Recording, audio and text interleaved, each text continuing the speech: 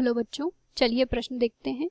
प्रश्न है मानव वृक्क के लंबवत काट का नामांकित चित्र बनाइए। अगर इस प्रश्न की मुख्य अवधारणा की हम यहाँ पर बात करें तो सामान्य रूप से हम यहाँ पर कह सकते हैं कि जो मनुष्य होते हैं वो अन्य प्राणी जंतु होते हैं, उनके अंतर्गत यहाँ पर जो है कुछ विशिष्ट प्रकार के उत्सर्जी अंगक पाए जाते हैं।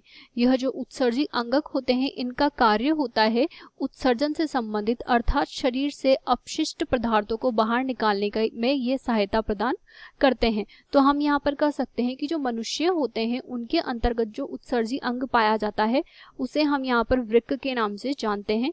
और वृक्क की अगर हम यहाँ पर बात करें तो सामान्य रूप से हम यहाँ पर कह सकते हैं कि इनकी संख्या यहाँ पर 2 होती है। हम यहाँ पर इस प्रकार से इसका चित्र देख सकते हैं। इस चित्र के अंतर्गत यहाँ पर नामांकन की अगर बात करें तो सबसे पहले वृक्क जो होता है उसका जो बाह्य आवरण होता है, तो ये जो बाह्य आवरण है इस आवरण को हम यहाँ पर वृक्क आवरण के नाम से जानते हैं। तो ये वृक्क आवरण होता है और सामान्य रूप से हम यहाँ पर कहेंगे कि ये जो होता है यहाँ पर संयोजी उत्तकों का बना हुआ होता है। इसके अंदर का जो भाग होता है इस भाग को हम यहाँ पर वलकुट के नाम से जानते हैं। तो यहाँ पर इस भाग को हम यहाँ पर वलकुट के नाम से जानेंगे। और यहाँ पर वलकुट के अंदर यहाँ पर इस प्रकार से त्रिकोणाकार जो संरचनाएं पाई जाती हैं, इन त्रिकोणाकार संरचनाओं को यहाँ पर मध्यांश के नाम से जानते हैं, जिनकी संख्या 8 से 10 यहाँ होती है। तो यहाँ पर ये जो संरचनाएं पाई जाती हैं इन्हें हम यहाँ पर मध्यांश के नाम से जानेंगे। और 2 मध्यांशों के मध्य में जो स्थान होता है इस स्थान को हम यहाँ पर बर्तेनी के स्तंभ कहते हैं। तो यहाँ पर जो 2 मध्यांशों के बीच में स्थान पाया जाता है इसे बर्तेनी स्तंभ के नाम से जाना जाता है।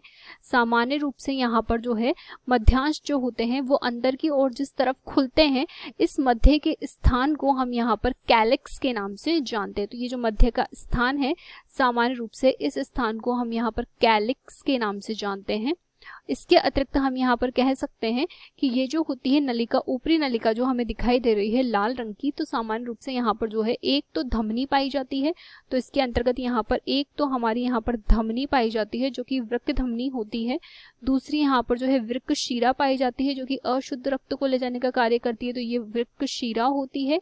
और इसके अतिरिक्त यहाँ पर जो है मूत्रवाहिनी पाई जाती है जो कि यहाँ पर अपशिष्ट पदार्थ यानी कि मूत्र को आगे ले जाने का कार्य करती है। तो इस प्रकार से यहाँ पर मूत्रवाहिनी पाई जाती है।